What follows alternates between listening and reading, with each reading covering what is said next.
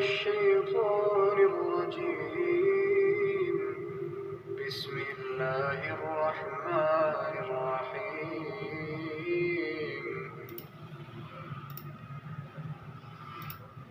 يوم ترونها تذهل كل مرضعة عما أرضعت وتضع كل ذات حمل حملها وترى الناس سكارى وما هم بسكارى ولكن عذاب الله شديد. اے مخاطب، جس دن تو اس کو دیکھے گا اس دن یہ حال ہوگا کہ تمام دودھ پلانے والی عورتیں اپنے بچوں کو بھول جائیں گی اور تمام حمل والیوں کے حمل گر پڑیں گے اور لوگ تجھ کو متوالے نظر آئیں گے مگر وہ متوالے نہیں ہوں گے بلکہ عذاب دیکھ کر مدہوش ہو رہے ہوں گے. بے شک خدا کا عذاب بڑا سخت ہے. ومن الناس من يجادل في الله بغير علم ويتبع كل شيطان مريد. اور بعض لوگ ایسے ہیں جو خدا کی شان میں علم و دانش کے بغیر جھگڑتے اور ہر شیطان سرکش کی پیروی کرتے ہیں. كتب عليه أنه من تولاه فأنه يضله ويهديه إلى عذاب السعير. جس کے بارے میں لکھ دیا گیا ہے کہ جو اسے دوست رکھے گا تو وہ اس کو گمراہ کر دے گا اور دوزخ کے عذاب کا رستہ دکھائے گا. On the day you see it, every nursing mother will be distracted from that child she was nursing, and every pregnant woman will abort her pregnancy. And you will see the people appearing intoxicated while they are not intoxicated.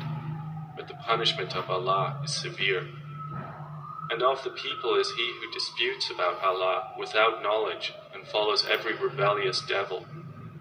It has been decreed for every devil that whoever turns to him, he will misguide him and will lead him to the punishment of the blaze. اعوذ باللہ من الشیطان الرجیم بسم اللہ الرحمن الرحیم. اب بہت اچھے بیان ہیں علماء کرام کے، بہت اچھی باتیں ہیں، لیکن اگر یہ قرآن میں سے ہوں گی تو ان کو بھی اس کا ڈبل اجر ملے گا. اور اللہ کے رسول صلی اللہ علیہ وسلم کو فرمایا کہ آپ قرآن میں سے نصیحت کریں، اور اللہ ایک جگہ کہہ رہے ہیں کہ بہترین مثال دینا اللہ کو آتا ہے، آپ کو نہیں آتا.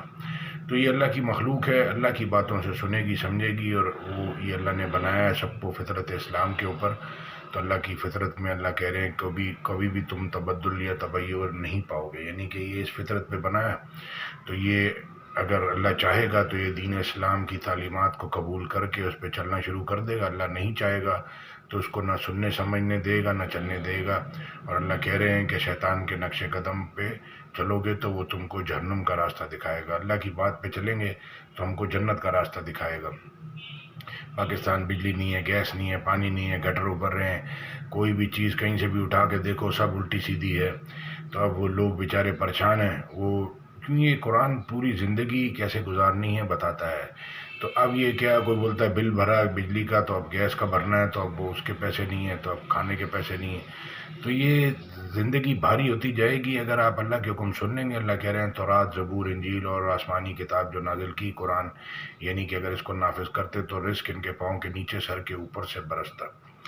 تو لوگ اللہ کہہ رہے ہیں کہ ہدایت کا راستہ دیکھیں تو کبھی نہ لیں، گمراہی کا دیکھیں تو فوراً لے لیں. تو اللہ کہہ رہے ہیں ان کو کیا ہو گیا ہے؟